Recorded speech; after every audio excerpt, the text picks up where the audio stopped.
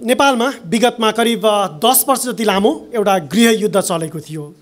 खास गरिकन माओवादी, त्यतिखेरको नेकपा माओवादी, अहिलेको खास गरिकन यो पार्टीले वा यो दलले मानिसहरूको न्यायको निम्ति, समानताको निम्ति, विभेद, गरिबी, उत्पीडनमा परेका मानिसहरूको छुटकाराको निम्ति भनेर एउटा आन्दोलन, एउटा अभियान चलाएको थियो। त्यसअघि तत्कालीन प्रधानमन्त्री शेरबहादुर देउवालाई सिंहदरबारमा भेटेर डाक्टर बाबुराम भट्टराईले त्यस पार्टीको तर्फबाट एउटा माग 40 वटा बुँदा पेश गर्नुभएको थियो। पछि 2052 सालको फागुन 1 गते 13 फेब्रुअरी 1996 मा एउटा युद्धको सुरुवात भयो। भूमिगत जनयुद्ध भनेर जसलाई राजनीतिक इतिहासमा भन्ने गरिन्छ। यो 13 फेब्रुअरी 1996 1 फागुन 2052 सालमा यो युद्ध, यो भूमिगत युद्धको सुरुवात भएको थियो। 40 वटा मागमध्ये तपाईँले त्यो मागहरूलाई हेर्नुभयो भने त्यसको सूचीमा करिब 10, 11, 12 वटा जति मागहरू चाहिँ खास गरिकन न्यायसँग सम्बन्धित, धनी र गरिबको विभेद, कृषि र भूमिहीनको बारेमा, ठुला र साना जातिहरूको बारेमा, बेरोजगारीका बारेमा इत्यादि मुद्दाहरूमा केन्द्रित थिए। केही मागहरू यस्ता थिए, म तपाईँलाई 2-4 वटा मागहरूको सूची बताउन चाहन्छु। त्यो 40 बुँदे माग यस्तो थियो। त्यसमध्येका केही बुँदाहरू: जग्गा किसानको स्वामित्वमा हुनुपर्छ, सामन्ती व्यवस्थाको नियन्त्रणमा रहेको जग्गा जफत गरिनुपर्छ र घरबार विहीनहरूलाई वितरण गरिनुपर्छ। अर्को माग यस्तो थियो: सबैका लागि रोजगारीको ग्यारेन्टी गरिनुपर्छ, रोजगारीको व्यवस्था नभएसम्म बेरोजगारहरूलाई बेरोजगारी भत्ता प्रदान गरिनुपर्छ। अर्को माग यस्तो थियो: उद्योग, कृषि आदि क्षेत्रमा काम गर्ने कामदारहरूको लागि न्यूनतम ज्यालाको व्यवस्था गरिनुपर्छ। अर्को माग यस्तो थियो: गरिब किसानहरूलाई ऋण चुक्ता गर्नबाट छुट दिनुपर्छ, ब्याङ्कबाट साना किसानहरूले लिएको ऋण, ती साना किसानहरूको ऋणलाई मिनाहा गरिनुपर्छ, साना किसानहरूलाई ऋण उपलब्ध गराउन उपयुक्त व्यवस्था गरिनुपर्छ। अर्को माग यस्तो थियो: भ्रष्टाचारी, तस्करी, कालोबजारी, घुसखोरी, बिचौलियाहरू आदिको अन्त्य गरिनुपर्छ। अर्को माग यस्तो थियो: अनाथ, अपाङ्ग, वृद्ध, बालबालिका इत्यादिहरूको लागि उचित संरक्षण र सम्मानको व्यवस्था गरिनुपर्छ। यी केही प्रतिनिधि मागहरू थिए। 10 वर्ष जति यो जनयुद्ध चल्यो, भूमिगत जनयुद्ध। 62-63 को जनआन्दोलनसँगै यो युद्धको अन्त्य पनि भयो। तत्कालीन 7 राजनीतिक दलसँग माओवादीको पनि संलग्नता थियो र त्यो जनआन्दोलनपछि, 62-63 को जनआन्दोलनपछि माओवादी युद्धको पनि अन्त्य भयो। सन् 2006 को नोभेम्बर 21 तारिक एक विस्तृत शान्ति सम्झौता भयो। त्यो शान्ति सम्झौतासँगै त्यो गृहयुद्ध, त्यो जनयुद्धको अन्त्य पनि भयो। 17,000 मानिसहरूले आफ्नो जीवन गुमाए। सेना, प्रहरी, राजनीतिक दलहरू, सर्वसाधारण सबै गरिकन हजार मानिसहरू हराएका छन्, बेपत्ताको सूचीमा छन्। करिब 63,000 जति मुद्दाहरू त सत्य निरूपण आयोगमा मुद्दा दायर गरिएको छ, जसको अझ पनि छानबिन हुन र निष्कर्ष निस्किन अझ पनि बाँकी नै छ। कयौँ घरहरू भत्काइए, कयौँ बाटोहरू भत्काइए, सरकारी संरचनाहरू, विद्यालयहरू, टेलिफोनका संरचनाहरू, बाटोघाटो, पुल, स्कुल, अस्पताल समेतमा क्षति पुगेको थियो। त्यो युद्ध खास गरिकन अन्याय र अत्याचारको विरुद्धमा थियो। मानिसहरूको बिचमा समानता, विकासको निम्ति, रोजगारीको निम्ति मानिसहरूको एउटा ठुलो आशा थियो, अब चाहिँ देशमा समृद्धि आउँछ होला भन्ने। तर हामीलाई थाहा छ त्यसको करिब 20 वर्ष जति पुग्न लागिसकेको छ, तर पनि अवस्था जस्ताको तस्तै नै छ। हामी यस्तो संसारमा छौँ जहाँ समानता, गरिबीको अन्त्य, न्याय इत्यादि कुरा खोजिएको छ। अहिले पनि नेपालका समस्याहरू उस्तै छन्। केही प्रतिनिधिमूलक समस्याहरू म तपाईँलाई बताउन चाहन्छु। करिब 3,000 मानिसहरूले हरेक दिन देश छोडिरहेका छन् बेरोजगारीको कारणले, वैदेशिक रोजगारीमा जानको निम्ति भनेर। यसको एउटा ठुलो समस्या छ। विवाहमा विचलन आएको छ। ससाना नानीहरूले आफ्नो बुवा वा आमालाई कम्तीमा पनि आफ्नो घरमा पाइरहेका छैनन्। विवाह बिग्रिरहेको छ। मानिसहरू मानसिक समस्या झेलिरहेका छन्। विगत केही वर्षबाट एउटा आन्दोलन चलेको छ। त्यो आन्दोलन चाहिँ गरिब किसानहरूको ऋण मिनाहाको निम्ति भनेर मेडिकल व्यवसायी दुर्गा प्रसाईले एउटा अभियान चलाएका छन्। मिटर ब्याजीहरू र ब्याङ्क वा इत्यादिबाट लिएको ऋणहरूको मिनाहा हुनुपर्छ भनेर। हामी देख्छौँ पछिल्लो हप्ता र महिनाहरूमा मात्र फेरि मानिसहरूले राजाको समर्थन गरेर फेरि राज संस्था पुनर्स्थापनाको निम्ति माग गरिरहेका छन्। एउटा आशा छ, राजा आऊ देश बचाऊ भन्ने। यही आन्दोलनको क्रममा हामीलाई थाहा छ, हिजो मात्र पनि 2 जना मानिसहरूले आफ्नो ज्यान गुमाएका छन्। घरहरूमा आगो लागेको छ, महलहरूमा लुटपाट मचिएको छ। हामी एउटा कुरामा सहमत हुन सक्छौँ कि यही संसारमा साँचो न्याय सदाको निम्ति पाउनलाई असम्भव छ। गरिबहरू अझ गरिब भइरहेका छन्, धनीहरू अझ धनी बनिरहेका छन्। न्यायको किनबेच हुन्छ, भ्रष्टाचार मौलाइरहेको छ। गरिबी र भोकमरी अझ पनि यस संसारमा छ। यस पतन भएको दुःखद संसारको एउटा यो सत्य पक्ष हो, हामीले स्वीकार गर्नुपर्छ कि यस संसारमा हामी अनन्तसम्म रहिरहने र साँचो न्यायको अपेक्षा गर्न सक्दैनौँ। आज हामी साना अगमवक्ताको पुस्तकहरूमध्ये आमोसको पुस्तकमा छौँ। आमोसको पुस्तक, आमोस नाउँको अर्थ बोझ वा बोझ बोक्ने भन्ने हुन्छ। मैले अघिल्ला हप्ताहरूमा भनेको थिएँ कि हिब्रू बाइबलमा यो साना अगमवक्ताको 12वटा पुस्तकहरू एउटै पुस्तकको रूपमा छ, तर हामी अङ्ग्रेजी र नेपाली बाइबलमा चाहिँ यो 12वटा अगमवक्ताको नाउँहरू अनुसार 12वटा फरक पुस्तकहरूको सूची पाउँछौँ। यो तेस्रो पुस्तक हो। होसेदेखि मलाकीसम्मको पुस्तक हिब्रू बाइबलमा चाहिँ एउटै पुस्तकको रूपमा छ, 12 पुस्तकको एउटा सङ्ग्रहको रूपमा रहेको छ। आमोस चाहिँ 8औं शताब्दी ईसापूर्वका एकजना अगमवक्ता थिए। 8औं शताब्दी ईसापूर्व, जसले लगभग 765 देखि 750 तिर अगमवाणी गरेका थिए।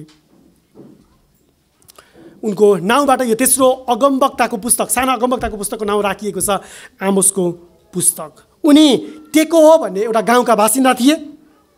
उनी एकजना गोठालो थिए। हेर्नुहोस् त एकचोटि आमोस 1 अध्यायको पद 1मा, 1 अध्यायको पद 1 यसरी लेखिएको छ। आमोसका वचनहरू जो टेकोहका गोठालाहरूमध्येका थिए, यी वचनहरू तिनले यहुदाका राजा उज्जियाका दिनमा र इस्राएलका राजा योआसका छोरा यरोबामका दिनहरूमा भुइँचालोभन्दा 2 वर्ष पहिले इस्राएलको विषयमा देखेका थिए। सो यो पदले हामीलाई केही कुरा बताउँदछ। अगमवक्ताको नाम आमोस हो। उनी टेकोह भन्ने एउटा गाउँका थिए। तिनी एकजना गोठाला थिए र तिनले इस्राएलको विषयमा देखेको परमेश्वरको अगमवाणीको दर्शन हो यो। सो इस्राएलको निम्ति यो भन्दै गर्दाखेरि हामीले सम्झिन आवश्यक छ कि यतिखेर राज्य 2 भागमा विभाजित भएको छ। संयुक्त राज्यपछि 2वटा भागमा विभाजित भएको छ। उत्तरी राज्यलाई इस्राएल भनेर भनिन्छ, दक्षिणी राज्यलाई यहुदा भनेर भनिन्छ। यो अगमवक्ता चाहिँ उत्तरी राज्य इस्राएल, जहाँ इस्राएलका 10वटा कुलहरू थिए, त्यस राज्यमा अगमवाणी गर्न गएका थिए। उनको पेसा वा उनको के भने पृष्ठभूमि चाहिँ एक गोठालो थियो भनेर भनिएको छ। 7 अध्यायमा जानुभयो भने उनी एक किसान थिए भन्ने जस्तो हामी जानकारी पनि पाउँछौँ। 7 अध्यायको पदहरू 14 र 15ले उनी एक किसान भएको पनि सङ्केत गर्दछ। 7 अध्यायको पद 14मा तब आमोसले जवाब दिएर अमस्यालाई भने, म त कुनै अगमवक्ता थिइनँ, न त कुनै भविष्यवक्ताको छोरो हुँ, तर म त एउटा गोठालो र किम्बुहरू बटुल्नेवाला थिएँ। सो एकजना गोठालो र एकजना खेती किसानी गर्ने थिए भने बुझ्छु। यसबाट बुझ्नुपर्ने कुरा चाहिँ तिनी राजाको पृष्ठभूमिका घरानाका पनि थिएनन्, पुजारीको पृष्ठभूमिका वा अगमवक्ताका पृष्ठभूमिका घरानाका थिएनन्। तिनी एकजना साधारण मानिस थिए। यो टेकोह भन्ने गाउँ चाहिँ दक्षिणी र उत्तरी राज्यको लगभग सिमानातिर पर्दथ्यो। लगभग उत्तरी र दक्षिणी राज्यको सिमानातिर यो यरुसलेमबाट करिब 10 माइल टाढा, करिब 15-16 किलोमिटर जति टाढाको एउटा गाउँ थियो। दक्षिणतर्फ पर्दथ्यो यो यरुसलेमबाट। र उनी त्यस गाउँबाट उत्तरी राज्य इस्राएलको निम्ति अगमवाणी गर्न पठाइएका एकजना अगमवक्ता थिए। सो राज्य यसअघि टुक्रिएको छ। करिब 150 वर्ष जति भएको छ राज्य टुक्रिएको। राज्य विभाजन भएको खण्डको बारेमा चाहिँ हामी त्यो इतिहासको बारेमा चाहिँ हामी पहिलो राजा 12 अध्यायमा पढ्न पाउँछौँ। पहिलो राजा 12 अध्यायले सोलोमन राजापछि राज्य विभाजन भएको घटना बताउँदछ। पहिलो राजा 12 अध्यायमा हामी यो विवरण पाउँदछौँ। आमोसको बेलामा चाहिँ भएका राजाको नाम चाहिँ यो बेलामा चाहिँ यरोबाम नाम गरेका राजा छन्। तर यो यरोबाम नाम गरेका राजा चाहिँ यिनी दोस्रा यरोबाम हुन्, पहिलो होइन। 2वटा यरोबाम राजाहरू छन् उत्तरी राज्य इस्राएलमा। सो यो चाहिँ दोस्रो यरोबाम हुन्, दोस्रो यरोबाम। उनी एक सफल सैनिक राजा थिए। यो उनको समयकालमा उनले इस्राएलको निम्ति युद्ध गरेर अरू थप जमिनहरू जितेर आफ्नो राज्यलाई बढाउने काम गरेका छन्। सफल सैनिक राजाको रूपमा उनी चिनिँदछन्। तर यरोबाम द्वितीय राजाको बारेमा हामीले भुल्न नहुने पक्ष चाहिँ उनले यो बेलामा इस्राएललाई यति खराब तरिकाले राज्य गरेका छन् कि परमेश्वरको न्याय, परमेश्वरको दण्ड आउँदैछ भन्ने बारेमा यहाँनिर अगमनी आमोसले गरिरहेका छन्। सफल राजा थिए तर आत्मिक रूपमा इस्राएललाई उनले उल्टो बाटोतिर लगेका छन्, यतिसम्म कि कनानी देवताहरूलाई आराधना वा पूजा गर्नको निम्ति उनले इस्राएलमा अनुमति प्रदान गरेका छन्। यसैको परिणाम हो कि टेकोबाट परमेश्वरले आमोसलाई बोलाएर बेतएल भन्ने ठाउँमा अगमनी गर्नलाई पठाउनु भयो। बेतएल भन्ने ठाउँमा उनले गएर त्यहाँबाट अगमनी गर्छन् कि परमेश्वरको न्याय अब इस्राएलमा आउन लागेको छ भनेर। यो बेतेल भन्ने ठाउँ चाहिँ इस्राएलको निम्ति एउटा महत्त्वपूर्ण ठाउँ थियो। आमोसले बेतेलबाट अगमनी गरेका छन्। बेतेल इस्राएलको निम्ति धार्मिक र आत्मिक रूपमा एउटा महत्त्वपूर्ण ठाउँ थियो। आमोसको प्रचारको श्रृङ्खला हामी पाउँदछौँ यो पुस्तकभरि। उनले कविताको शैलीमा र त्यसै गरिकन दर्शनको र प्रचारको शैलीमा उनले यो 9वटा अध्यायहरूमा अगमनी गरिरहेका छन्। यस्तो अनुमान गरिन्छ कि आमोसको यो दर्शन, कविता र प्रचारको श्रृङ्खलाहरूलाई वर्षौँ वर्ष लगाएर यसलाई सङ्कलन गरेर एउटा पुस्तकको रूपमा राखिएको छ। यस पुस्तकको लेखकको रूपमा आमोसलाई कहीँ पनि सिधै उनले लेखेका हुन् भनेर भनिएको छैन, तर साना अगमवक्ताहरूको पुस्तक परम्परागत रूपमा तिनै अगमवक्ताको नाउँबाट दिइएको छ र सम्भवतः आमोस आफैले लेखेका हुन सक्छन् वा होइन भने पनि यो पुस्तकको विश्वासयोग्यताको बारेमा र यसको सन्देशको बारेमा केही पनि फरक पर्दैन। तर आमोस परमप्रभु परमेश्वरले इस्राएलको निम्ति पठाउनु भएको एकजना उहाँको अगमवक्ता थिए। यो पुस्तकको मुख्य विचार के हो त? यस पुस्तकको मुख्य विचार चाहिँ इस्राएलमा साँचो आराधना हराएको छ। इस्राएलमा साँचो आराधना हराएको छ। साँचो न्याय, धार्मिकता र आफ्ना छिमेकीहरूको प्रतिको प्रेम पनि सेलाएको छ, जुन परमप्रभु परमेश्वरले आफ्ना मानिसहरूसँग साँचो आराधकको रूपमा खोज्नुहुन्छ। परमप्रभु परमेश्वरले आफ्नो साँचो आराधकहरूसँग उहाँको आराधनाको साथमा साँचो न्याय, धार्मिकता, आफ्ना छिमेकीहरूको प्रतिको प्रेमलाई खोज्नुहुन्छ। तर इस्राएलमा यो सबै कुरा हराएर गएको छ। त्यहाँ साँचो न्याय छैन, त्यो धार्मिकता छैन, त्यहाँ मानिसहरूले आफ्ना छिमेकीहरूलाई प्रेम गरिरहेका छैनन्। उहाँका मानिसहरूको दुष्टताको विरुद्धमा परमेश्वरले आमोस अगमवक्ताद्वारा चेतावनी दिनुहुन्छ। उहाँको अन्तिम उद्देश्य यही हो कि आफ्ना मानिसहरू चाहिँ फर्किउन्, ताकि उहाँले आफ्नो नयाँ सृष्टिलाई फेरि पुनर्स्थापित गर्नुहुनेछ। त्यो चाहिँ परमप्रभु परमेश्वरको लक्ष्य छ। उहाँले न्याय त गर्नुहुन्छ, तर त्यसको अन्तिम लक्ष्य भनेको चाहिँ उहाँले आफ्नो नयाँ सृष्टि फेरि पुनर्स्थापित गर्नुहुन्छ। यो पुस्तकको मुख्य विषय, केही विषयहरू एकदमै महत्त्वपूर्ण छ। जस्तो अघिल्लो हप्ता योएलको किताबमा हामीले हेरे जस्तै परमप्रभुको दिन भन्ने कुरा चाहिँ यो पुस्तकको एउटा महत्त्वपूर्ण विषय हो। आमोसको पुस्तकमा 3 पटक परमप्रभुको दिन भन्ने कुरा चाहिँ दोहोरिएको छ। पुरानो कालमा परमप्रभुको दिन भन्ने प्रसङ्ग जम्मा 17 पटक दोहोरिएको हामी पाउँछौँ। नयाँ कालमा 4 पटक दोहोरिएको छ यो प्रसङ्ग, जुन गएको हप्ता हामीले योएलको पुस्तकको परिचयको क्रममा पनि हेरेका थियौँ। सो परमप्रभुको दिन आमोसको पुस्तकको एउटा महत्त्वपूर्ण विषय हो।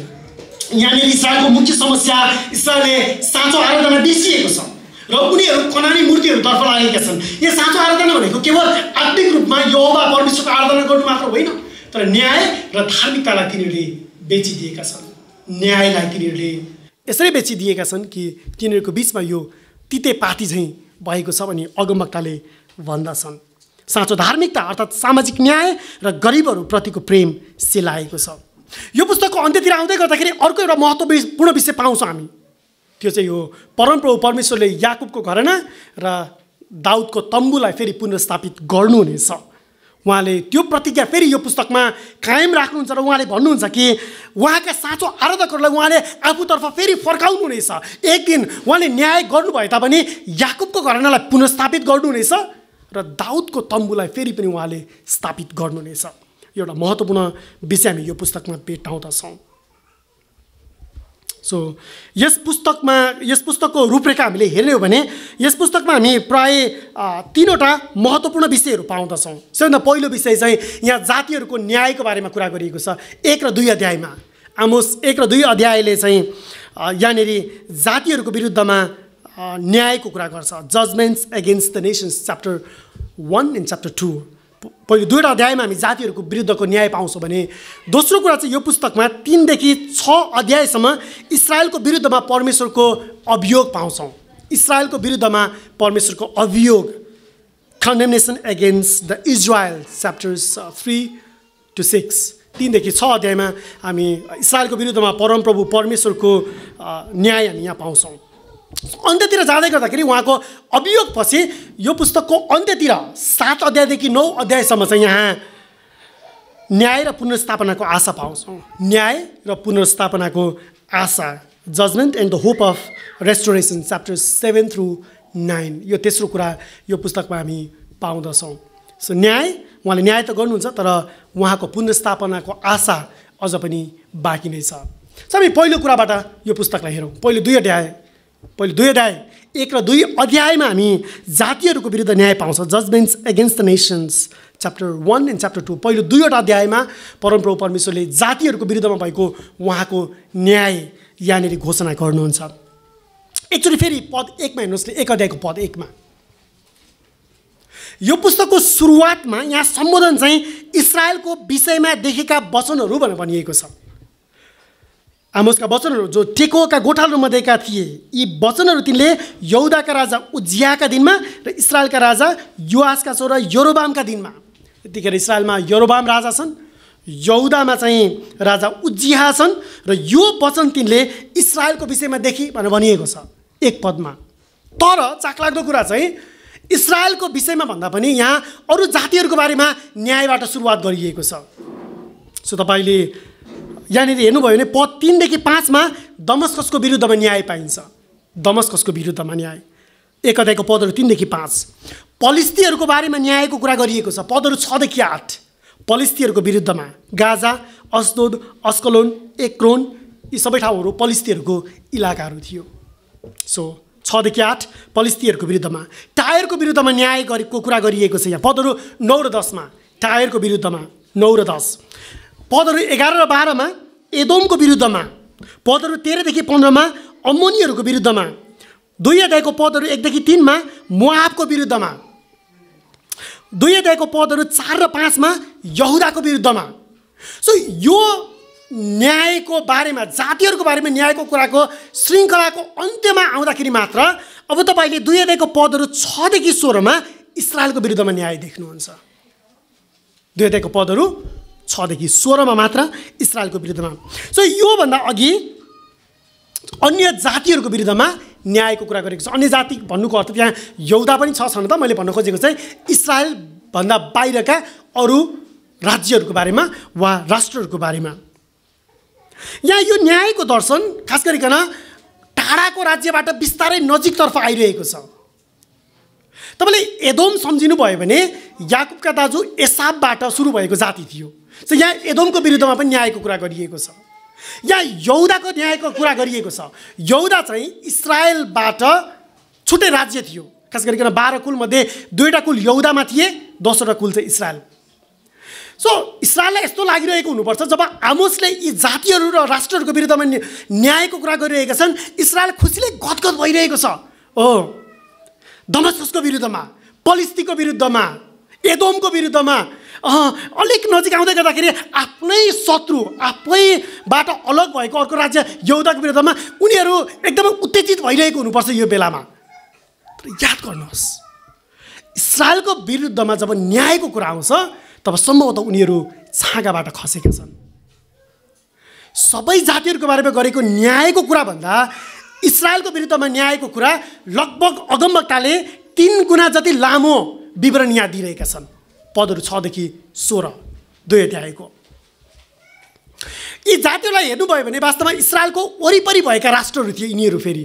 सो तपाईँले एउटा चित्र सम्झिन सक्नुहुन्छ, टाढाका जातिबाट नजिक क्रमशः आएको छ र अन्तिममा त्यसको केन्द्रमा, त्यसको सेन्टरमा, त्यसको बीचमा चाहिँ यहाँ इस्रायल छ र इस्रायलको विरुद्धमा अगमवक्ताले यो न्यायको कुरा गरिरहेका छन्। यो दर्शन हो। यो सूचीमा एउटा वाक्यांश बारम्बार दोहोरिएको छ। तपाईँले यदि यो हप्ता आमोसको किताब पढ्नु भएको थियो भने यो वाक्यांशसम्म त तपाईँले ख्याल गर्नुभयो होला। 4 अपराधहरूको कारणले गर्दाखेरि दमस्कसको 3 अथवा 4, पलिस्तीको 3 अथवा 4, यो क्रमशः आइरहेको छ। तपाईँको मनमा लाग्ला कि यो वाक्यांशको अर्थ के हुन्छ भनेर। यसको खास अर्थ केही पनि छैन। यो एउटा कवितात्मक शैली हो। यो एक हिसाबको यो भजनहरू गाउँदाखेरि एउटा कोरस दोहोरिन्छ नि होइन हो, त्यसै रूपमा तपाईँले बुझ्न सक्नुहुन्छ। स्थायी र अन्तरा भनिन्छ भजनहरूमा होइन, त्यही रूपमा यो दोहोरिएको छ र यो कवितात्मक शैलीमा हो। यसको प्रत्येक जातिको 3वटा पाप थियो, चौथो पाप भन्ने अर्थमा वास्तविक रूपमा हामीले लिन आवश्यक छ। यसको अर्थ हुन्छ पुरानो करारमा 3 भनेको चाहिँ त्यो पर्याप्त, त्यो सिद्धियो, त्यसको सीमा नाग्यो भन्ने हुन्छ। 3 अथवा 4 भन्नुको अर्थ अब यसको पाप वा यसको अपराधको सीमा नागेको छ, अब परमेश्वरले न्याय गर्नुहुन्छ भन्ने यसको अर्थ लाग्छ। नेपालीमा कहिलेकाहीँ हामी भन्ने गर्छौँ नि होइन, अति भयो होइन, अति गर्नु तर अत्याचार नगर्नु भन्छ नि होइन हो। त्यस्तै यो एउटा एक हिसाबको चाहिँ यो अभिव्यक्ति हो। यसको खास ठ्याक्कै अर्थ चाहिँ लगाउन आवश्यक छैन। यहुदाको पापको बारेमा के भनिएको छ एकचोटि 2 अध्यायको पद 4मा हेर्नुहोस् त। यहुदाको पाप, अहिले हामी इस्राएलमा आउँछौँ, त्यसअघि यहुदाको पाप 4 पदमा परमप्रभु यसो भन्नुहुन्छ, यहुदाका 3 अचार अपराधको कारणले म उसलाई दण्ड नदिई छोड्ने छैन, किनकि तिनीहरूले परमप्रभुको व्यवस्थालाई तुच्छ ठानेका छन् र उहाँका आज्ञाहरू अर्थात् नियमहरू पालन गरेका छैनन्। अनि जुन झुटहरूको पछि तिनीहरूका पितापुर्खाहरू हिँडेका थिए, उनीहरूका तीनै झुटहरूले तिनीहरूलाई भड्की हिँड्नेहरू तुल्याए। यो चाहिँ यहुदाको विरुद्धमा भएको परमेश्वरको अभियोग हो। यहुदाले परमप्रभुको व्यवस्थालाई तुच्छ ठानेको छ, उहाँका आज्ञाहरू पालन गरेका छैनन्, अनि तिनीहरू झुटको पछि लागेका छन्। यहुदा जहाँ बेन्यामिन र त्यसै गरिकन यहुदाको कुल थियो, जहाँ परमेश्वरको आधिकारिक दाउदसँग उहाँले प्रतिज्ञा गर्नुभएको राजाको सिंहासन थियो यहुदामा, र त्यसै गरिकन परमेश्वरले दिनुभएको उहाँको मन्दिर उहाँको उपस्थितिको रूपमा थियो। तर यहुदाले परमप्रभु परमेश्वरसँगको त्यो करारलाई भुलेको छ, बिर्सिएको छ। यसको परिणाम परमप्रभुले यहुदामा न्याय गर्नुहुन्छ, एउटा आगो पठाउनुहुन्छ र यरुसलेमलाई उहाँले भस्म पारिदिनुहुनेछ। त्यसपछि चाहिँ अगमवक्ता आउँछन्। अब 10वटा कुल भएको राष्ट्र उत्तरी राज्य इजरायलतर्फ। जब इस्रायलको विरुद्धमा न्यायको कुरा आउँछ, आमोसले यहाँ तुलनात्मक रूपमा लामो विवरण पेश गरेका छन्। मैले भने अरू सबै जातिहरूको तुलनामा लगभग 3 गुणा बढी लामो विवरण तपाईँले 2 अध्यायको पद 6बाट पद 16सम्म पाउनुहुन्छ। इस्रायलको मुख्य 2वटा पापहरू यस पुस्तकमा उल्लेख छ। यो पुस्तकभरि पढ्नुभयो भने इस्रायलको विरुद्धमा उसका पापहरू चाहिँ मुख्य रूपमा 2वटा पापहरू छन् भनी बारम्बार दोहोऱ्याइएको छ। पहिलो, इस्रायलमा साँचो आराधना छैन। दोस्रो चाहिँ साँचो न्याय हराएको छ, साँचो न्याय बिक्री गरिएको छ वा त्यसलाई पैसामा किनिएको छ। सो साँचो आराधना छैन, त्यहाँ साँचो न्याय छैन। यो 2वटा विषय भए तापनि यो पुस्तकले यसरी बताउँदछ कि यो एउटा सिक्काको 2वटा पाटो हो। न्याय र धार्मिकता चाहिँ आराधना सँगसँगै आउँछ। सो यदि तिनीहरूले आराधना मात्र गर्छन् भने परमेश्वर त्यसलाई मात्र स्वीकार गर्नुहुन्न, तर तिनीहरूको आराधनाको जवाब स्वरूप तिनीहरूले न्याय र धार्मिकतामा जिउनुपर्छ। यही मुख्य 2वटा पापहरू यस पुस्तकले बताउँदछ इस्रायलको विरुद्धमा कि उनीहरू कहाँ साँचो आराधनाको अभाव छ। उनीहरूले आराधना त गर्छन् तर न्याय र धार्मिकतालाई बेचिदिएका छन्। त्यसै कारणले गर्दाखेरि तिनीहरूले गरेको आराधना चाहिँ झुटो आराधना हो भनिकन यो पुस्तकले बताउँदछ। 2 अध्यायको पदहरू 6देखि 8 हेर्नुहोस् न। 2 अध्यायको पदहरू 6देखि 8। परमप्रभु यसो भन्नुहुन्छ, इस्रायलका 3 4 अपराधहरूको कारणले म त्यसलाई दण्ड नदिकन छोड्ने छैन, किनभने तिनीहरूले चाँदीका निम्ति धर्मीजनलाई र 1 जोडा जुत्ताका निम्ति दरिद्रलाई बेचिदिए। पद 7 हेर्नुहोस् त। तिनीहरू गरिबहरूको टाउकोमाथि भएको धरतीको धुलोको निम्ति पनि हप्याक हुन्छन् र नम्रहरूको बाटो टेढामेढा पार्छन्। अनि मेरा पवित्र नामलाई अपवित्र तुल्याउनलाई कुनै मानिस र त्यसका बाबु एउटै केटी कहाँ जान्छ। अनि हरेक वेदीको छेउमा तिनीहरू बन्दको रूपमा राखिएका वस्त्रहरूमाथि ढल्कन्छन् र आफ्नो ईश्वरको भवनमा जरिमाना लगाई मानिसहरूको दाखमध्य पिउँछन्। सो यरोबाम द्वितीयको पालामा इस्रायल समृद्ध थियो, एक सफल राजा थिए तिनी। अघि मैले भने कि सैनिक शासकको रूपमा तिनले थुप्रै विजय हासिल गरेका थिए। यतिखेर इस्रायल सम्भवतः उसको प्रशस्ततामा थियो, खास गरिकन अन्न उत्पादन, खेतीपाती इत्यादि सबै कुराहरूको रूपमा एउटा सम्पन्नतामा थियो। त्यसको परिणाम हामी के देख्छौँ यहाँ? उनीहरू यस संसारको सम्पन्नतामा बढे तापनि आत्मिक रूपमा तिनीहरू दरिद्र भएका छन्, अर्थात् त्यहाँ साँचो आराधना चाहिँ हराएको छ। आमोसले यहाँ इस्रायलीहरूलाई उनीहरूको इतिहासबाट पाठ सिकाएका छन्। आमोसले के भन्छन् इस्रायलीहरूको बारेमा? सो परमप्रभु परमेश्वरले इस्राएलीहरूलाई मिश्र देशको दासत्वबाट छुटकारा दिएर ल्याउनु भएको थियो। एक्चुअली पद 10 मा हेर्नुहोस् त, 2 अध्यायको पद 10 मा। अनि एमोरीको देश अधिकार गर्नु भने मैले तिनीलाई मिश्र देशबाट निकालेर ल्याएँ र 40 वर्षसम्म तिनीहरूलाई उजाड स्थानमा डोर्याएँ। सो आमोसले सम्झाउँदछन् कि मिश्र देशको दासत्वबाट छुटकारा दिएर ल्याउने र एमोरीहरूको देशमाथि विजय परमप्रभु परमेश्वरले इस्राएलीलाई दिनुभएको छ। तर इस्राएलले अगमवक्तालाई अगमानी नगर भनेर उनीहरूलाई चुप लगाउँछन्। पद 12 हेर्नुहोस् त। तर तिमीहरूले ती नजिरहरूलाई दाखमद्य पिउन दियौ र भविष्यवक्ताहरूलाई भविष्यवाणी नगर भनी आज्ञा दियो। इस्राएलीहरूले अब परमेश्वरका भविष्यवक्ताहरूलाई वचन नबोल, अगमानी नगर भनेर तिनीहरूलाई चुप लगाएका छन्।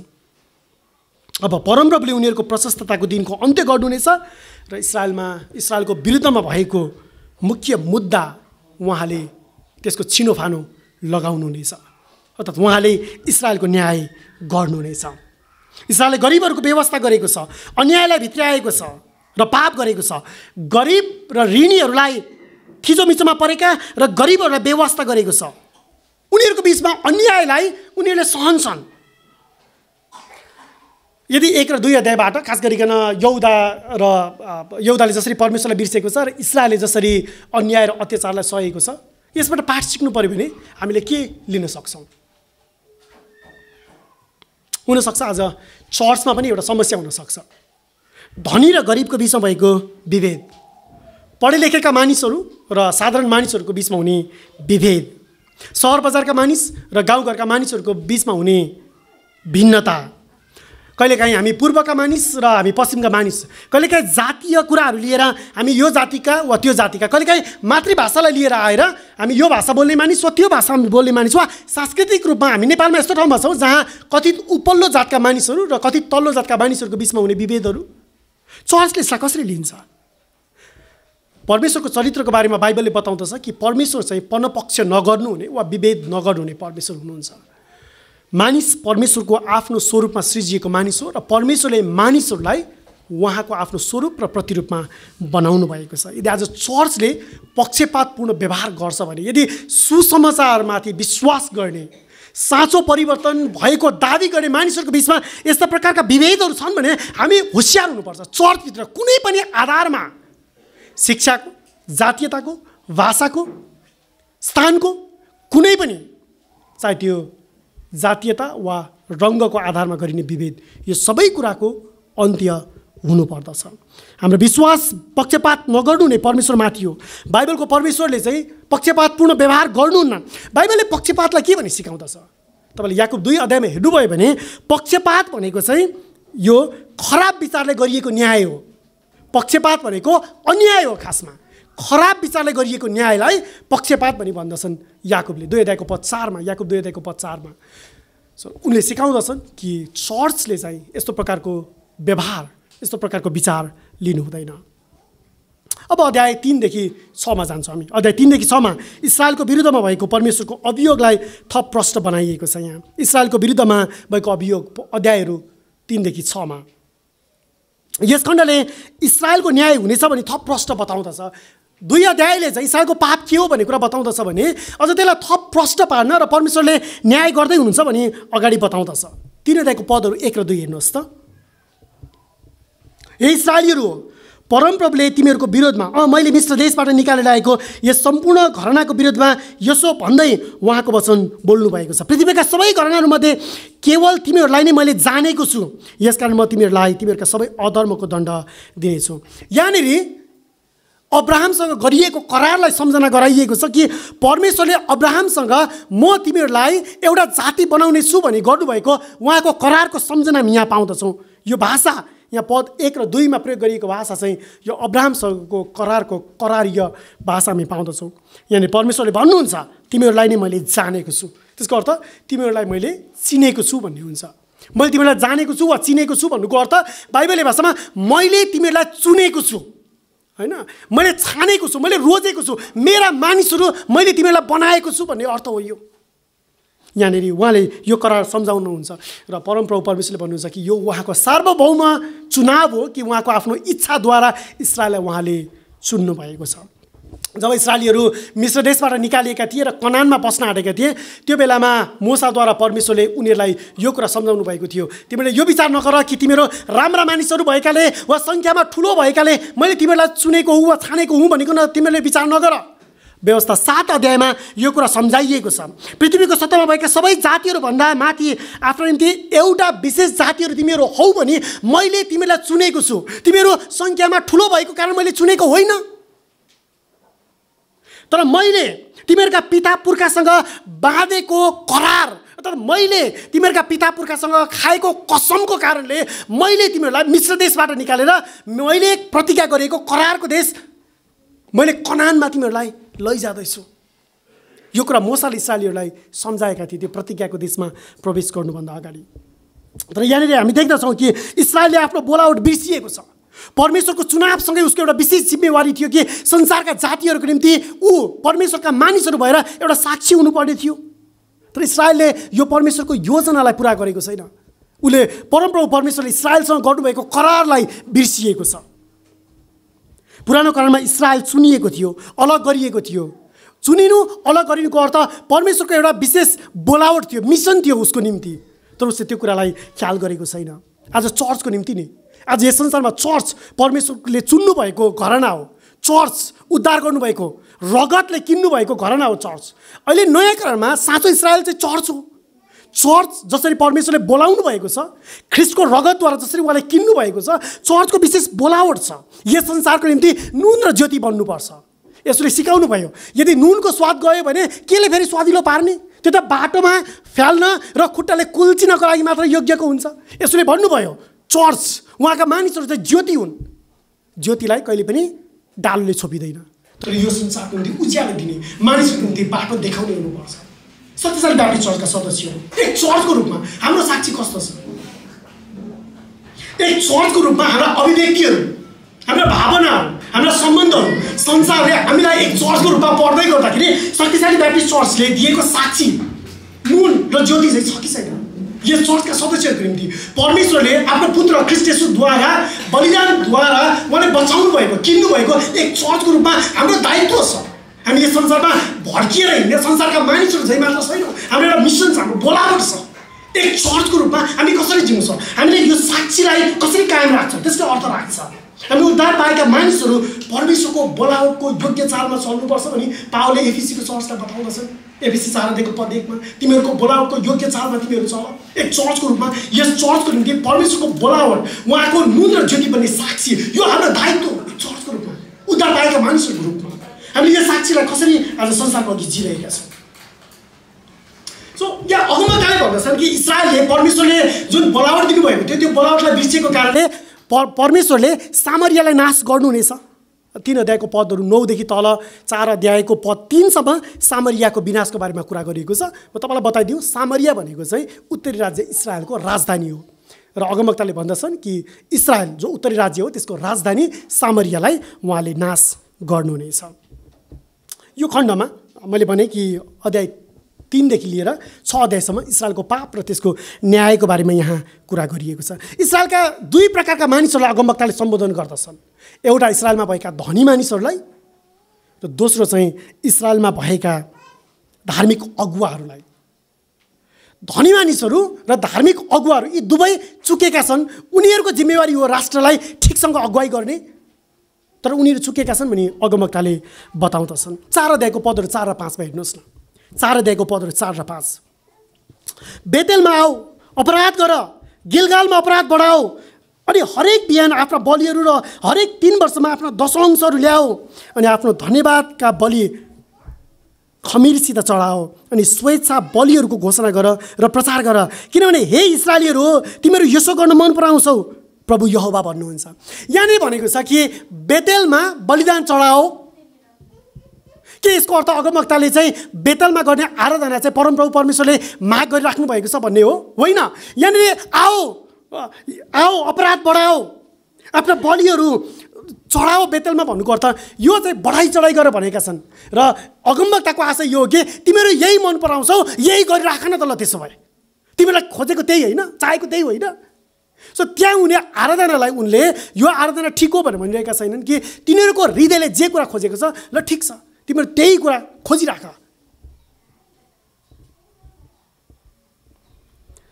यहाँनिर हामी देख्दछौँ कि इस्राएललाई उच्काइएको छ। अपराध गर भनेको होइन, यहाँ परमेश्वरले अपराध गर भनेर यहाँनिर त्यसलाई स्वीकार गरिराख्नु भएको छ भन्ने होइन। तर उसको झुटो आराधनाको बारेमा अगमवक्ताले भन्दछन् तिमीलाई त्यही मनपर्छ त के गर्नु मैले, ल गरिराख तिमीहरू। त्यसो भए अध्याय 5ले चाहिँ इस्राएललाई परमप्रभुतर्फ फर्किन फेरि आह्वान गरिएको छ। यसरी 5 अध्यायको पदहरू 5 र 6 हेर्नुहोस् त। 5 अध्यायको 5 र 6। एक्सक्युज मी, म 4 पददेखि पढ्छु है त।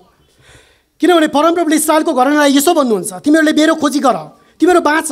पद 5मा, तर बेतेललाई नखोज र गिलगालमा नपस, न त पारी बेरसेबामा जाओ, किनकि गिलगाल निश्चय नै कैदमा जानेछ अनि बेतेल मेटिनेछ। पद 6, परमप्रभुको खोजी गर र तिमीहरू बाँच, नत्र उहाँ युसुफको घरानामाथि आगो चाहिँ हुर्र आइलाग्नु हुनेछ र त्यसलाई भस्म पार्नेछ अनि बेतेलमा त्यसलाई निभाउने कोही पनि हुने छैन। सो यहाँनिर अगमवक्ताले भन्दछन् कि होइन, तिमीहरू बेतेलमा आराधना नगर, तर परमप्रभु परमेश्वरतर्फ फर्क, तिमीहरू उहाँलाई खोज, तिमीहरू बाँच। अगमवक्ताको आशय चाहिँ त्यो छ कि इस्राएलमा भएका मानिसहरू चाहिँ बाँचुन्। सो यहाँनिर जब तपाईँ 5 अध्यायमा हेर्नुहुन्छ, 5 अध्यायको पद 7मा न्याय बिगार्नेहरू छन्।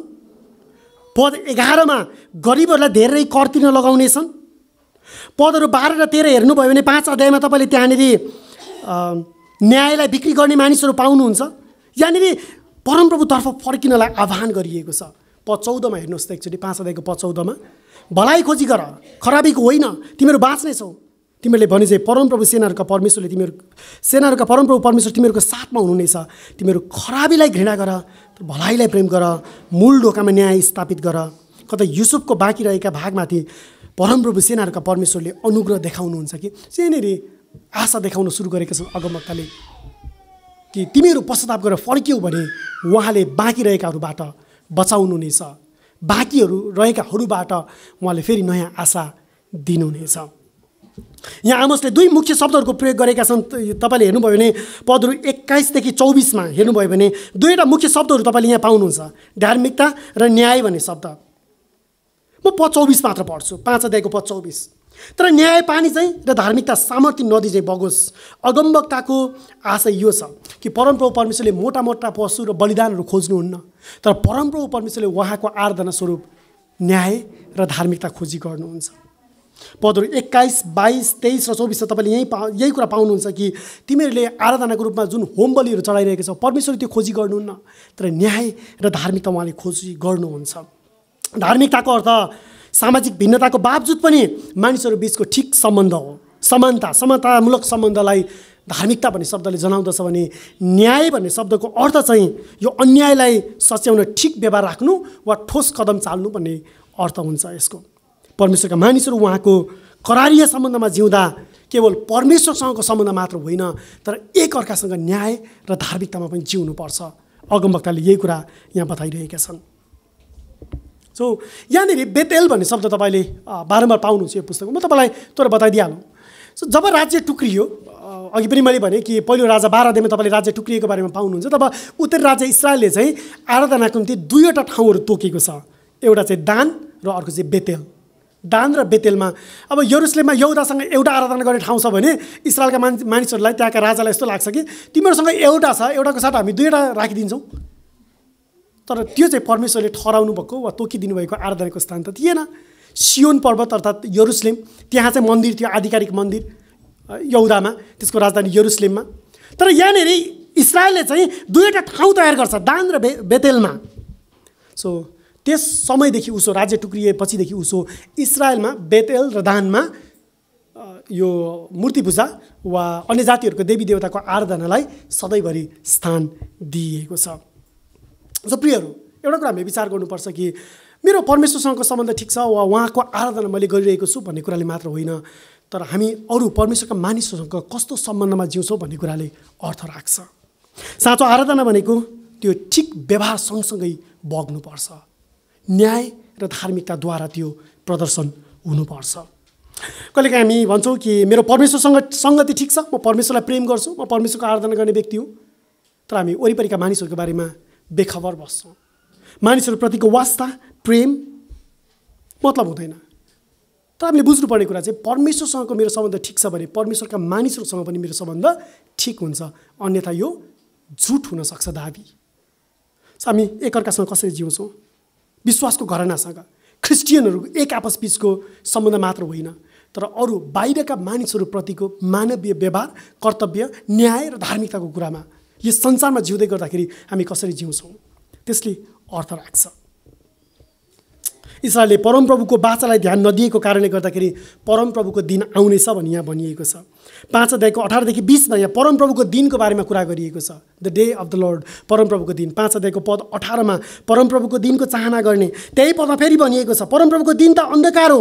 20 पदमा हेर्नुभयो भने परमप्रभुको दिन ज्योति नभएर अन्धकार हुने छैन र सो परमप्रभुको दिन भन्नुको अर्थ चाहिँ यो न्यायको दिन हो। अहिले चाहिँ फेरि संसारमा एक प्रकारको शिक्षा र अभियान पाउनुहुन्छ, परमप्रभुको दिन आउँदैछ, परमप्रभुको दिन नजिक छ, परमप्रभुको दिन। यो पुरानो कालमा बाइबल हेर्दै गर्दाखेरि परमप्रभुको दिन भनेको चाहिँ यो भयानक दिन हो, डरलाग्दो दिन हो, न्याय खन्याइने दिन हो। त्यो आनन्दको दिन, एकदमै खुसी साथ पर्खिनु पर्ने, रमाउनु पर्ने, चाड मनाउनु पर्ने दिन त्यो थिएन। यो त एक भयानक दिन हो, न्यायको दिन हो परमप्रभुको दिन चाहिँ। जसरी आमोसले अगमबानी गरे, यो आमोसको अगमबानीको करिब 40 वर्ष पछाडि अस्सिरिया नाउँ गरेको एउटा राज्यले आएर उत्तरी राज्य इस्राएललाई आफ्नो अधीनमा, आफ्नो कैदमा लिएर गयो। आमोसले जे अगमबानी गरेका थिए करिब 40 वर्ष पछितिर यो पुरा भयो। 722 ईसापूर्वमा, करिब 722 ईसापूर्वमा अस्सिरियाले इस्राएललाई आफ्नो अधीनतामा लिएर जान्छ। र यो प्रसङ्ग चाहिँ हामी 2 राजा 17 अध्यायमा पढ्न पाउँछौँ। सो तपाईँलाई आज यदि चर्च पछाडि म एकछिन बस्दै गर्दाखेरि, मेरो कफी खाँदै गर्दा, खाना खाँदै गर्दाखेरि वा चर्चका सदस्यहरूसँग बसेर कुरा गर्दै गर्दाखेरि मैले के बारेमा कुरा गर्ने, के पढ्ने भन्ने लाग्यो भने 2 राजा अध्याय 17मा पढ्नु पऱ्यो भने तपाईँले यो घटना पाउनुहुन्छ। सम्भवतः त्यो तपाईँको लागि एउटा राम्रो मौका हुनसक्छ कुरा गर्ने। 2 राजा 17 अध्यायमा अस्सिरियाले आएर इस्राएललाई आफ्नो अधीनतामा, आफ्नो कैदमा लिएर जान्छ। अब हामी लगभग यो आमोसको पुस्तकको अन्तिम खण्डतिर आउँछौँ। 7 अध्यायदेखि 9 अध्यायको खण्डमा यहाँ चाहिँ न्याय र पुनर्स्थापनाको आशाको बारेमा कुरा गरिएको छ। Judgement and the hope of restoration, chapters 7 through 9। हामी यहाँनिर परमप्रभु परमेश्वरको न्याय तर त्यसको साथमा उहाँको पुनर्स्थापनाको आशा देख्दछौँ। 7 अध्यायमा 3वटा दर्शनको श्रृङ्खला तपाईँले पाउनुहुन्छ। 7 अध्यायमा 3वटा दर्शनको श्रृङ्खला त्यहाँ कुरा गरिएको छ र यो 3वटा दर्शनको श्रृङ्खलामा कठोर न्यायको बारेमा कुरा गरिएको छ। 1 देखि 3 पदमा सलह अर्थात् फटेङ्ग्राले घाँसपात खाएर देशलाई नष्ट गर्नेछ। 1 देखि 3। दोस्रो दर्शनमा आगोले गहिरो सागरलाई निलेको छ। पदहरू 4 देखि 7मा। हामी 7 अध्यायमा छौँ। 4 देखि 7मा 4 देखि 6मा आगोले गहिरो सागरलाई निलेको छ। र तेस्रो दर्शनमा यहाँनिर परमप्रभु परमेश्वरले एउटा नाप्ने साहुल लिनुहुन्छ र उहाँले एउटा पर्खाललाई जस्तै गरिकन इस्राएललाई नाप्नुहुन्छ। साहुल भनेको चाहिँ त्यो घर बनाउँदै गर्दाखेरि भित्तालाई त्यसको सिधा छ कि छैन, एउटा इँटा वा एउटा ढुङ्गामाथि अर्को ढुङ्गा राख्दै गर्दाखेरि त्यो ठिक बसेको छ कि छैन, त्यो सोझो छ कि छैन भनेर त्यसलाई नापिएको हो। यदि त्यो सोझो छैन भने के गरिन्छ, त्यसलाई काटिन्छ, टाँचिन्छ, छिवलिन्छ, होइन, त्यसलाई सोझो बनाइन्छ। पहिलो र दोस्रो दर्शनमा परमप्रभु परमेश्वरले यहाँनिर पछुतो मान्नुभयो भनेर भनिएको छ। यो पछुतोको अर्थ परमेश्वरले मैले गल्ती गरेँ वा मैले गल्ती गर्छु भनेर उहाँले पछुतो गर्नुभएको होइन। यो पछुतो भन्ने शब्दको अर्थ यो उहाँ दुखित हुनुभयो भन्ने हुन्छ। परमप्रभु परमेश्वर दुखित हुनुभयो, त्यसमा उहाँ खुसी हुनुहुन्न वा प्रसन्न हुनुहुन्न भन्ने अर्थ लाग्छ। तेस्रोमा चाहिँ परमप्रभुले भन्नुभयो यो साहुल अर्थात् सिधा पर्खाललाई नाप्ने वस्तु इस्राएलका पवित्र स्थानहरू नाश गरिनेछन् र यरोबामको घरानाको विरोधमा उहाँ उठ्नुहुनेछ। यरोबाम द्वितीय यतिखेर राजा छन्, उनको विरुद्धमा परमप्रभु उठ्नुहुनेछ र त्यहाँ स्थापना गरिएका जुन बेतएल र दान छन् धार्मिक स्थानहरू तिनीहरू चाहिँ नष्ट गरिनेछ। आमोस 7 अध्यायको पदहरू 10 देखि 17मा बेतेलका पुजारी छन् त्यहाँनिर एकजना, त्यो पुजारीको नाउँ चाहिँ अमस्याह हो। उनले आएर आमोसलाई भन्छन् तिमी चुप लाग, तिमी अगमबानी नबोल, तिमी जाऊ यहुदामा नै फर्क, यहुदाको रोटी खाऊ, तिमी किन आएर यहाँ हाम्रो बेतेलबाट किन अगमबानी गर्छौ तिमी? त्यो #बैक अफ भन्ने जस्तै क्या, फर्केर जाऊ, काम छैन, होइन। फर्केर जाऊ, तिमी किन इस्रायलमा आउँछौ, तिम्रो के सरोकार छ, जाऊ। तर यहाँनिर अगमवक्ताले भन्दछन् कि तिमीहरूका धार्मिक स्थानहरू र तिमीहरूको राजा जुन चाहिँ यरोबाम द्वितीय छन् त्यो दुवैलाई परमेश्वरले न्याय गर्नुहुनेछ र नष्ट गर्नुहुनेछ। 7 अध्यायको पदहरू 10 देखि 17मा। पद 11 हेर्नुहोस् त, पुजारीले के भन्छन्, किनभने आमोसले यसो भन्छ, यो पुजारी अमोस्याको भाषा हो, यरोबाम तरवारले मर्नेछन्, अर्थात् राजा तरवारले मर्नेछन् र इस्रायल चाहिँ निश्चय नै आफ्नो देशबाट कैदमा जानेछ। आमोसले इस्रायलका राजा यरोबामको विरुद्धमा भविष्यवाणी गरे र त्यसै कारणले गर्दाखेरि उनलाई चाहिँ तिमी यहाँ इस्रायलमा भविष्यवाणी नगर, तिमी फर्केर यहुदामा जाऊ, त्यहीँको रोटी खाऊ, त्यहीँ बाँच तिमी भनेर भन्छन्। हो त्यही बेलामा हो आमोसले भनेको चाहिँ के म अगमवक्ताको घरानाको हुँ र, म राजाको घराना पुजारीको घरानाको हुँ र, म त एउटा गोठालो हुँ, म त किम्बुको फल बटुल्ने मान्छे त हुँ नि, परमेश्वरले मलाई पठाउनु भयो यहाँ आएर अगमवाणी गर भन्नुभयो, त्यही कुरा मैले गरिरहेको छु। त्यही कुरा आमोसले यहाँ बताइरहेका छन्। पद 16मा हेर्नुहोस् त एकचोटि, यसकारण परमप्रभुको वचन सुन, तिमी भन्छौ इस्रायलको विरोधमा भविष्यवाणी नगर, इसहाकको घरानाको विरोधमा आफ्नो वचन नसुनाऊ। पद 17, यसकारण परमप्रभु यसो भन्नुहुन्छ, तिमी स्वास्नी सहरमा बेस्या हुनेछ अनि तिम्रा छोराहरू र तिम्रा छोरीहरू तरवारले डालिनेछन्, तिम्रो जमिन डोरीले नापी नापी बाँडिनेछ अनि तिमी चाहिँ अशुद्ध देशमा मर्नेछौ अनि इस्रायल निश्चय आफ्नो देशबाट कैदमा जानेछ। हो यही अगमवाणी यसको 40 वर्ष जति पछि पुरा भयो। अस्सिरियाले आएर इस्रायललाई आफ्नो कैदमा लिएर गयो। 8 अध्यायमा फेरि तपाईँले आमोसको दर्शनको निरन्तरता पाउनुहुन्छ। अध्याय 8मा यहाँ ग्रीष्म ऋतुमा पाकेको फलको डालोको दर्शनको कुरा गरिएको छ। पदहरू 1 देखि 3 8 अध्यायको परमप्रभुले भन्नुहुन्छ उहाँ फेरि इस्रायलबाट भएर जानुहुने छैन, तर मन्दिरका गीतहरू बन्द हुनेछन् र त्यहाँ रोइ कराई सुनिनेछ, त्यहाँ धेरै लासहरू हुनेछन्, मानिसहरू विलाप गर्नेछन्। त्यस दिन मन्दिरका गीतहरू बदलेर रोइ कराई बन्नेछन्। पद 3 8 अध्यायको पद 3मा प्रभु यहोवा भन्नुहुन्छ हरेक ठाउँमा धेरै लासहरू हुनेछन्, तिनीहरूले तिनलाई चुपचाप फालिदिनेछन्। लास उठाउने पनि कोही हुने छैन त्यहाँ। इस्रायलको विनाश नजिकै छ भनिकन अगमवाणी गरिएको छ। फेरि 8 अध्यायको पदहरू 4 देखि लिएर तल पद 13 सम्म इस्रायलको विरुद्धमा भएको मुख्य मुद्दालाई फेरि पनि सम्झना गराइएको छ। देशका दरिद्रहरूलाई तिनीहरूले खत्तम पार्छन् भनेर एकचोटि हेर्नुहोस् न 8 अध्यायको पद 4मा इस्रायलको विरुद्धको मुद्दा, देशका दरिद्रहरूलाई खत्तम पार्न भनी गरिबलाई निल्नेहरू हो, यो सुन। पद 5, तिमीहरू भन्छौ औँसी कहिले बित्ला र हामी अन्न बेचौँ अनि विश्राम दिन कहिले बित्ला र हामी गहुँ बेच्न निकालौँ। तिमीहरू एपा सानो पार्दछौ भनेको नाप्ने भाँडो सानो पार्दछौ, सेकेल ठुलो पार्दछौ, अर्थात् आफूले प्राप्त गर्ने कुराको निम्ति तिमीले त्यसलाई ठुलो बनाउँदछौ, छल गरेर तराजु खोटा बनाउँदछौ। तिनीहरूले नापलाई ठिक राखेका छैनन्, तराजुलाई ठिक राखेका छैनन् तिनीहरूले। पद 6मा फलस्वरूप हामी गरिबलाई पैसा र दरिद्रलाई एक जोडा जुत्तामा किन्न सकौँ, गहुँको भुस धरी बेच्न सकौँ। गहुँको भुससम्म तिनीहरूले त्यतिकै छोडेका छैनन्। इस्रायलले के गर्नुपर्ने थियो? खेतबारीमा किसानी गर्दाखेरि छेउ कुनामा भएको फसल समेत गरिबहरूको लागि छोड्नुपर्ने होइन र? परदेशीहरूको लागि छोड्नुपर्ने थिएन र? व्यवस्थाले के भनेको थियो? गरिबहरू र परदेशीहरूको ख्याल गर्नुपर्छ भनेको थिएन र? इस्रायलले के गरेको छ? तराजुलाई खराब बनाएको छ, गरिबहरूलाई हेला गरेको छ। यहाँनिर 8 अध्यायको 9 पददेखि तल पुनः न्यायको घोषणा गरिएको छ। 10 पदमा 8 अध्यायको 10 पदमा चाडहरू शोकमा र गीतहरू विलापमा परिणत हुनेछन्। 11 र 12 पदमा अनिकाल हुनेछ त्यहाँ फेरि। तर यो अनिकाल रोटीको वा पानीको अनिकाल होइन, यो अनिकाल चाहिँ परमेश्वरको वचनको अनिकाल हुनेछ। वचन खोज्नेछन् तर त्यहाँ वचन भेट्टाउने छैनन्।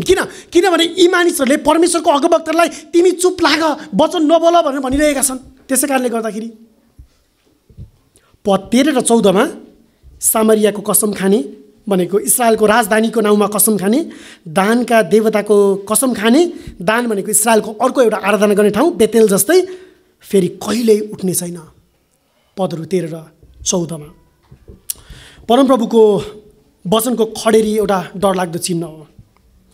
आमोस 3 को 7मा म निश्चय नै आफ्नो रहस्य आफ्ना दास भविष्य वक्तालाई प्रकट नगरिकन प्रभु यहोवा केही गर्नुहुने छैन भनेर भनिएको छ। 3 अध्यायको पद 7मा चाहिँ तर इस्राएलले अगमवक्तालाई नबोल भनेको छ। त्यसै कारण यहाँनिर अगमवक्ताले भन्छन् कि तिमीहरूको बिचबाट परमेश्वरको वचन हराएर जानेछ, वचनको खडेरी लाग्नेछ। तिमीले खोज्नेछौ परमेश्वरको वचन तर पनि भेट्टाउने छैनौ। अध्याय 7 मा पुजारी अमस्याले अगमवक्तालाई नबोल्न र फर्केर यहुदामा नै जानको निम्ति भनेका थिए। परमेश्वरको वचनले भन्दछ पहिले परमेश्वरले प्राचीन समयमा आफ्ना अगमवक्ताहरूद्वारा र विभिन्न तरिकाले बोल्नुभयो, तर अन्त्यमा उहाँ आफ्नो पुत्र ख्रीष्ट येशूद्वारा बोल्नु भएको छ। हिब्रू 1 अध्यायको पदहरू 1 र 2। पुराना करारका अगमवक्ताहरूका वचन ख्रीष्टमा कसरी पुरा भएको भनिकन नयाँ करारका प्रेरितहरूले लेखेका छन् र प्रचार गरेका छन्, जुन हामी हाम्रो बाइबल पवित्र शास्त्र बाइबलमा पाउँदछौँ। अगमवक्ताका वचनहरू तपाईँले पुरानो करारमा भेट्नुहुन्छ भने ती अगमवक्ताका वचनहरू ख्रीष्ट येशूमा कसरी पुरा भयो, नयाँ करारका प्रेरितहरूले त्यसको व्याख्या गरेका छन्, त्यसको प्रमाण दिएका छन्। यो बाइबल परमेश्वरको एक सिद्ध, अकाट्य, अधिकार सम्पन्न, त्रुटिरहित, पर्याप्त वचन। यसले हामीलाई धार्मिकतामा र मुक्तिमा डोर्याउनको निम्ति यो पर्याप्त छ। हाम्रो धार्मिक जीवनको निम्ति र हाम्रो मुक्तिको निम्ति यो पुस्तक बाहेक अरू कुनै पुस्तक खोज्न आवश्यक छैन। हुन त हामीलाई कतिपटक डर लाग्छ, बाइबल अपर्याप्त छ जस्तो गरिकन हामी व्यवहार गर्छौँ। परमेश्वरको वचनप्रतिको हाम्रो दृष्टिकोण कमजोर, सतही छ। वचनप्रतिको हाम्रो विश्वास कमजोर हुँदै गएको छ। हाम्रो संस्कृति, हाम्रो संसारले त्यही कुरा सिकाउँदछ। तर प्रियहरू, मलाई लाग्छ परमेश्वरको न्याय अहिले पनि आउने भनेको चाहिँ परमेश्वरको वचनको ठिक र सत्य व्याख्या गरिनुको साटो मानिसहरू असत्य र झुटा प्रचारको पछि लाग्दछन्। मानिसहरूलाई व्याख्यात्मक रूपमा प्रचार गरिएको बाइबलीय प्रचार मन पर्दैन। मानिसहरू आफ्नो मनलाई प्रफुल्लित पार्ने सफलताका कहानी, कथाहरू, आफ्ना दर्शन, मनोगणन्य कुराहरूतिर मानिसहरू लाग्दछन्। एक चर्चको रूपमा हामी शक्तिशाली ब्याप्टिस्ट चर्च चाहिँ वचनको सही र सत्य व्याख्याप्रति वफादार र परिश्रमी चर्च बन्नुपर्छ। कतिजना लाग्न सक्छ वचन वचन बाइबल बाइबल, परमेश्वरको वचन बाइबल यो मात्र चाहिन्छ र? परमेश्वरको वचन पर्याप्त छ, त्रुटिरहित छ। हामीलाई हाम्रो धार्मिक जीवनको निम्ति, हामीलाई भक्तिमा डोर्याउनको निम्ति, हाम्रो मुक्तिको निम्ति यो पर्याप्त छ। तपाईँको मेरो विश्वास, तपाईँको मेरो भरोसा यो परमेश्वरको वचनप्रति हुनुपर्छ।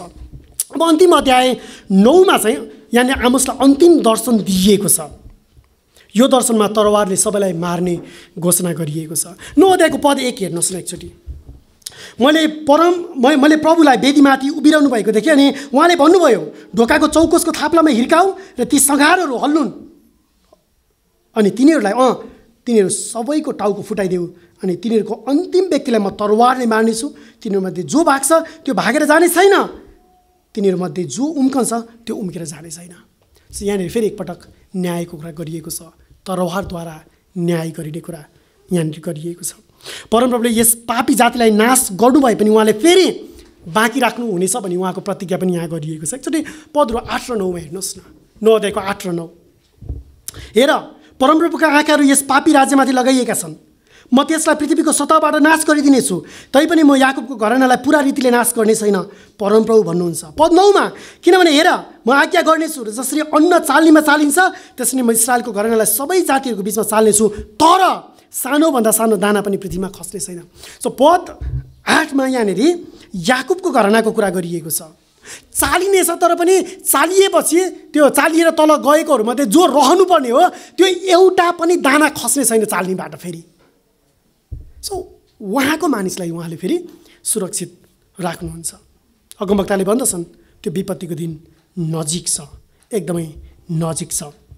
प्रियहरू, आमोसको पुस्तकको सुरुवात जातिहरूको विरुद्धमा न्यायबाट सुरु हुन्छ र यो केन्द्रमा बिचमा इस्राएल छ र बढी खण्ड न्याय चाहिँ इस्राएलको विरुद्धमा छ। यति हुँदाहुँदै पनि परमेश्वरको एउटा नयाँ आशा यहाँनिर जीवित राखिएको छ।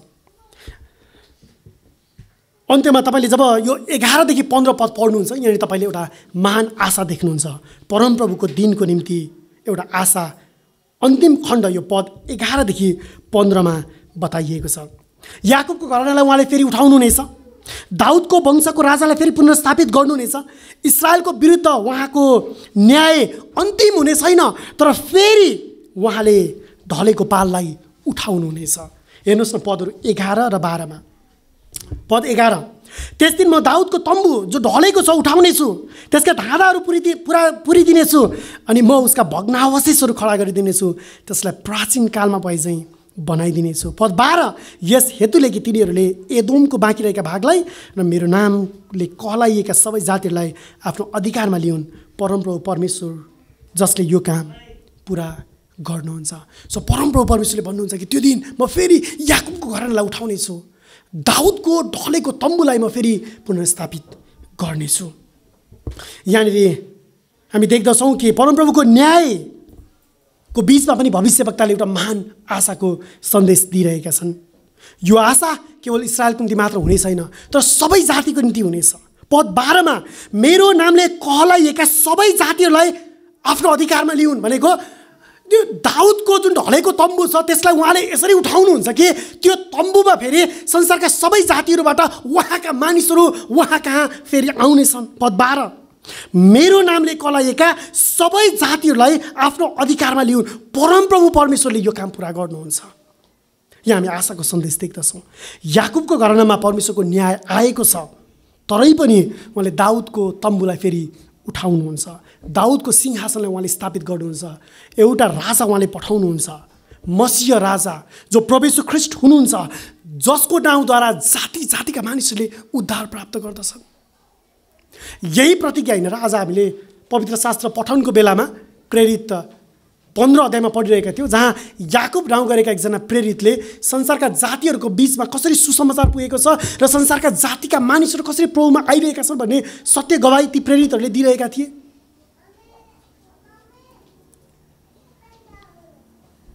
दाउदको घरानाबाट एकजना मसीह आउनुभएको छ जसले जाति जातिका मानिसहरूलाई उहाँमा बचाउनुहुन्छ। जब यसो यस संसारमा आउनुभयो, उहाँले पाप र शैतानको दासत्वमा परेका, अन्याय र थिचोमिचोमा परेका मानिसहरूलाई छुटकारा दिएर उहाँको साँचो धार्मिकता र उहाँको न्याय नदी चाहिँ बगाउनु भएको छ। प्रकाश 11 अध्यायको पद 15 मा यसरी लेखिएको छ। प्रकाश 11 अध्यायको पद 15 मा, अनि 7औं स्वर्गदूतले तुरै फुके अनि स्वर्गमा यसो भन्ने ठुलो आवाजहरू भए, यस संसारका राज्यहरू चाहिँ हाम्रा प्रभु र उहाँको ख्रीष्टका राज्यहरू भएका छन् अनि उहाँले सदा सर्वदा राज्य गर्नुहुन्छ। प्रियहरू, प्रकाश 11 अध्यायले यही कुरा बताइरहेको छ। एकजना राजा जो प्रभु येशू ख्रीष्ट हुनुहुन्छ, अनन्तका राजा जसले संसारका सबै जातिहरूमाथि सदा सर्वदाको निम्ति राज्य गर्नुहुन्छ। प्रियहरू, आमोसले यही कुरा बताइरहेका छन्। एक दिन अनन्तको राजा आउनुहुनेछ, जुन राजा चाहिँ पक्षपात रहित हुनुहुनेछ। आउनुहुने राजा यो यरोबाम जस्तो हुनुहुने छैन, यरोबाम जस्तो राजा होइन, तर दाउदको तम्बुबाट आउनुहुने राजा, जुन राजाले न्याय र धार्मिकता स्थापित गर्नुहुन्छ।